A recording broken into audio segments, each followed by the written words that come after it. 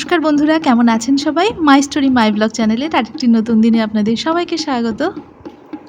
সকালবেলায় সৃষ্টিকে তবলায় বসিয়েছি, একটু রেওয়াজ করাচ্ছিলাম। আমি করাচ্ছিলাম বললে ভুল হবে, আমি তো তবলার বিশেষ কিছু জানি না, ওর বাবাই দেখাচ্ছিল। কিন্তু বলতে হয় আমাকে যে এখন একটু তবলায় বসো কি হারমোনিয়াম নিয়ে বসো। বাচ্চাদের সঙ্গে সঙ্গে না থাকলে হয় না। কিন্তু এদিকে আমার আবার রান্নাও আছে। তো আজকে ডাল করব সবজি দিয়ে। আর আজকে মটর ডালটা আমি কড়াইতেই সেদ্ধ করব। প্রেশার কুকারে দেব না। প্রেশার কুকারে দিলে একটু বেশি গলে যায়। তো আজকের ডালটা আমি একটু অন্যরকমভাবে করব। একদম গলা, গলা করব না, গোটাই রাখবো। কিন্তু আবার যাতে নরম হয়, তো সেই হিসেবে একটু তাক মতন নামিয়ে নিতে হবে। ওইজন্যই কড়াইতে করছি। আর এই যে লঙ্কাগুলো চিড়ে দিয়ে নিলাম। আমাকে একজন দিদিভাই কমেন্ট করে বলেছেন যে আমার সাপ্তাহিক রুটিনটা শেয়ার করতে। আবার একজন দিদিভাই বলেছেন তোমার সানডে রুটিন বা ছুটির দিনের একটা রুটিন শেয়ার করো। আপনারা যে আমার এইরকম রুটিন জানতে চান, দেখতে চান, এটা জেনেই আমার খুব ভাল লাগে। কিন্তু আমি কিভাবে করতে পারবো সেটা আমি নিজেও ঠিক জানি না। কারণ আমার রুটিন মোটামুটি একই রকমই, যেভাবে আমি প্রত্যেকদিন শেয়ার করি। আ যে ঘুম থেকে উঠে চা বিস্কিট খেয়ে বাসি কাজ মোটামুটি সেরে তারপরে রান্নাটাই করে নিতে হয়। তারপরে ক্লিনিং ডাস্টিং এর কাজগুলো, এই সমস্ত কাজগুলো করি। তো প্রতিদিন একই রকমভাবেই চলে।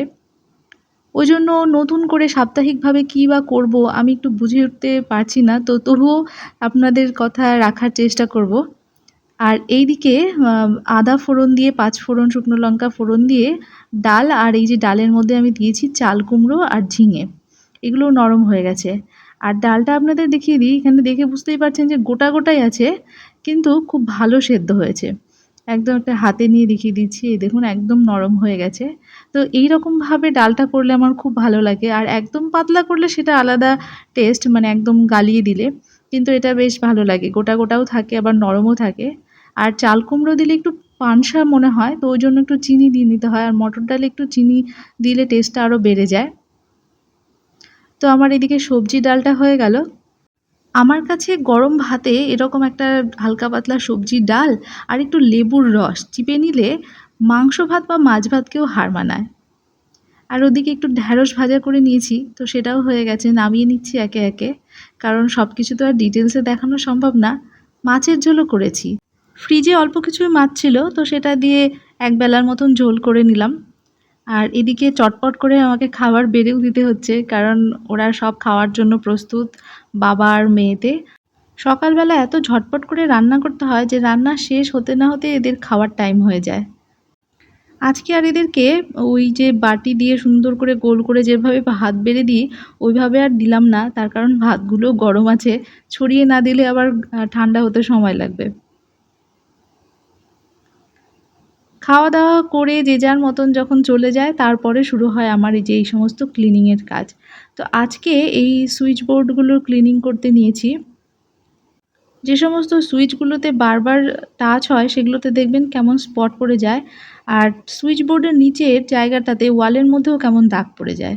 তো ওই জায়গাগুলো ভালো করে পরিষ্কার করে নিচ্ছি। কলিন দিয়ে কিন্তু খুব সুন্দর পরিষ্কার হয়। অল্প কলিন নিলেই বেশ ভালো মতন পরিষ্কার হয়ে যায়। দেখতেই পাচ্ছেন যে সুইচ বোর্ডগুলো কেমন দাগ হয়েছে। আর এটা হচ্ছে বাথরুমের সুইচ। তো এরকম করে পুরো রুমগুলোর সুইচ বোর্ডগুলো আজকে পরিষ্কার করে নিচ্ছি। বাথরুম, বেডরুম, তারপরে ডাইনিং এরিয়ার যতগুলো নোংরা হয়েছে রান্নাঘরের। তো রান্নাঘরেরটা একটু বেশিই নোংরা হয়। কারণ রান্নার যে অয়েলিনেসগুলো, মানে নোংরার সঙ্গে তেল আটকে যায়, ওই জন্য একটু বেশিই নোংরা হয়। তো এই যে রান্নাঘরের বোর্ডগুলোও আমি পরিষ্কার করে নিচ্ছি। আজকে অনেক কাজ আছে। তো সবগুলো কাজ অল্প, অল্প করে করছি, কিন্তু সবগুলো দেখানো সম্ভব না। কারণ খুব গরমও লাগছিল আমার। এখানে কিছু পাপোশ নিয়েছিলাম, ২ টো পাপোশ কেচে দেবো। তো সার্ফ দিয়ে ভালো করে পরিষ্কার করছি ঘষে, ঘষে। তবে বাথরুমে এই সমস্ত জিনিস পরিষ্কার করা খুব রিস্কি। কারণ সার্ফের ফেনায় কিন্তু বাথরুমটা কেমন স্লিপারি হয়ে যায়। একবার ভেবেছিলাম ছাদে নিয়ে গিয়ে ট্যাপ কল দিয়ে পরিষ্কার করব। কিন্তু ছাদে এত রোদের মধ্যে আর যাওয়ার সাহস পেলাম না। আর বাথরুমের এই যে তাকগুলো যেখানে আমি বিভিন্ন রকম শ্যাম্পুর কৌটো, এটা ওটা, ফেস ওয়াশ, এই সমস্ত জিনিসগুলো রাখি, সাবান-টাবান, তো সেই জায়গাটাও একটু ভালো করে পরিষ্কার করে নিচ্ছি। একেক দিন একেক রকম ক্লিনিং করতে হয়। এটা আমাদের বৈশিষ্ট্য। মানে কিছু, কিছু কাজ আছে যেগুলো প্রত্যেকদিনই করতে হয়। সেগুলো মানে এভয়েড করার কোনো ব্যাপার নেই। কিন্তু এই ধরনের ক্লিনিং যেগুলো সেগুলো তো আর প্রত্যেকদিন করা সম্ভব না আর করার প্রয়োজনও হয় না। তো নিয়মিতভাবে কিছুদিন পর, পর ১৫ দিন পর, পর এই জিনিসগুলো কিন্তু পরিষ্কার করে নিতে হয়। বাথরুমের আয়না বলুন, তারপরে এই যে এই সমস্ত র‍্যাক যেখানে সাবান-টাবান রাখা হয়। তবে কি বলুন তো সাপ্তাহিক একটা রুটিন কিন্তু আমাদের করা দরকার। আপনারা সবাই হয়তো আমরা করেছিলাম যখন ছোট ছিলাম যে বাড়িতে যখন পড়াশুনো করতাম তখন কিন্তু একটা সাপ্তাহিক রুটিন তৈরি করতাম। যে টিউশনের পড়াগুলো ছাড়াও বাড়িতে আমরা কোন দিন কী পড়বো না পড়বো তার একটা রুটিন তৈরি করতাম। তো এখন হাউসওয়াইফ হয়েও সেই একই ধরনের রুটিন তৈরি করতে হচ্ছে কাজের ক্ষেত্রে। যে কোন দিন কী কাজ করব, কোন ক্লিনিংয়ের কাজ কোন দিন নেব। তো ঐরকমভাবে আমি কিছু, কিছু রুটিন মেনে চলি যে সপ্তাহের কোন দিনটায় কী কাজ করব। যেমন ধরুন রান্নাঘরের চিমনি পরিষ্কার করা। এটাও একটা পার্টিকুলার কয়েকদিন পর, পর করতে হয়। সেটা আপনি ১৫ দিন অন্তর বা ৭ দিন অন্তর কীভাবে করবেন সেটা প্ল্যান নিজেকেই করতে হবে। তারপরে ঘরের দরজা, জানলা এই সমস্ত জায়গাগুলো পরিষ্কার করা। ঠাকুরঘরের আসন, ঠাকুরের আসন পরিষ্কার করা, ঠাকুরের আসন চেঞ্জ করা কিছুদিন পর, পর এগুলো কিন্তু খুব মানে ভাইটাল ব্যাপার যেগুলো হয়তো খুব একটা চোখে পড়ে না যে এগুলো আবার এমন কি? কিন্তু এই জিনিসগুলো করতে হয় আমাদের।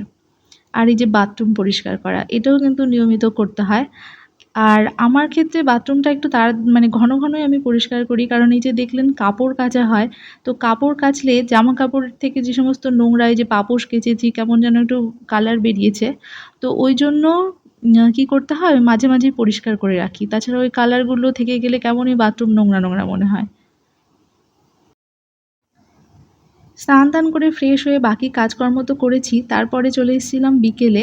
বিকেলবেলা ম্যাগি বানিয়ে নিচ্ছিলাম। আমাদের কিন্তু শুধু কাজ করলে হয় না। কাজ করার জন্য এই যে নিজেদের খাবার-দাবার বিশেষ করে হাসব্যান্ড বা বাচ্চা-কাচ্চা থাকলে তাদেরকে খাবার প্রোভাইড করা। কখন কি খাবে? একেক দিন একেক রকম বায়না। তবু তো ভালো যে আমার মেয়ে বিশেষ কিছু খেতে চায় না। যে সমস্ত বাচ্চারা মানে একটু খাওয়ার শৌখিন আছে, এটা ওটা খেতে চায়, সেই সমস্ত মায়েদের তো আরও নতুন, নতুন জিনিস ভ্যারাইটিস রকম রান্না করতে হয়। সেটাও একদিক থেকে ভালো বলব। কারণ আমার মেয়ে যেহেতু খায় না, ওইজন্য আমি বুঝতে পারি যে না খেলে আরেক সমস্যা। বরঞ্চ বাচ্চারা যদি এটা ওটা খায়, তাহলে মায়েরা কত কিছু বানাতে পারে, সেই সঙ্গে নিজেদেরও খাওয়া হয়। যেমন আমার ২-১ টা সেরম কিছু খেতে ইচ্ছে করলেও বানাই না। তার কারণ একা, একা খাওয়ার সেরকম কোনো ইন্টারেস্ট নেই। সবাই মিলে খেলে সেটা আলাদা কথা। তো আজকে ম্যাগিটা চাউমিনের মতন করে বানিয়ে নিলাম আলু, পেঁয়াজ আর মা ডিম দিয়ে। মাঝে, মাঝে বিকেলের দিকটায় খুব ক্লান্ত ফিল করি। কারণ এই যে সারাদিন নানা রকমের কাজকর্ম থাকে, কাজকর্ম করে তারপরে আ মেয়েকে নিয়ে বেরোতে হয় বিকেলবেলা একটু হাঁটাহাঁটির জন্য। তো তখন আর ইচ্ছে হয় না। এবার হাসব্যান্ডকে যদি বলি যে, "তুমি আজকে একটু বেরো।"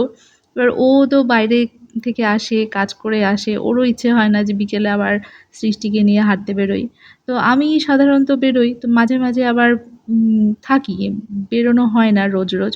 তো বুঝতে পারি যে বাচ্চার তো বাড়িতে ওইরকম ভালো লাগে না। আর বাড়িতে থাকলেই হয়তোবা বিকেল টাইমটা একটু মোবাইল দেখতে চায়। তো তার থেকে বাইরে বেরিয়ে আসাটাই ভালো। সব দিক থেকেই মায়েদের দায়িত্বের আর শেষ নেই।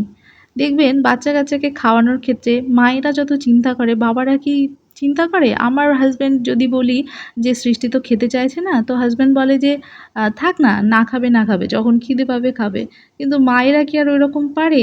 তখন মনে হয় যে অন্য কিছু বানিয়ে দিই, খাচ্ছে না, খিদে পেয়েছে। তো মায়েরা জিনিসটা এরকমই, মায়েদের মনটা এরকমটাই। আর এই যে যতই কাজকর্ম থাকুক না কেন, মানে কোনো কিছুকে এভয়েড করার উপায় নেই। বিকেল বেলায় চলে এসেছি আবার ছাদে গাছগুলোতে জল দিতে। অনেকগুলো গাছের টবে মাটিতে আগাছা হয়েছে। তো সেগুলোও পরিষ্কার করতে হবে। যেগুলো মাটি ভেজা, ভেজা আছে তো সেগুলোতে এই যে ঘাসগুলো আমি তুলে দিচ্ছি। প্রচুর পরিমাণে ঘাস হয়েছে। এই যে কাগজ ফুলের টবটাতেও দেখতে পাচ্ছেন কি পরিমাণ ঘাস হয়েছে। আর কিছু, কিছু আগাছাগুলো না কেমন যেন কাঁটা জাতীয়। তো হাত দিয়ে যখন তুলছি তো তখন কেমন যেন হাতে একটু বিচ্ছে মনে হচ্ছে। আর গ্লাভস পরে কাজ করার অভ্যেস আমার নেই, সত্যি কথা বলছি। তো ওইজন্য গ্লাভস পরে করা হয় না। এখানে না লঙ্কার চারা বসিয়েছিলাম। তো এগুলো বেঁচে উঠেছে। এগুলোতেও একটু জল দিয়ে দিচ্ছি।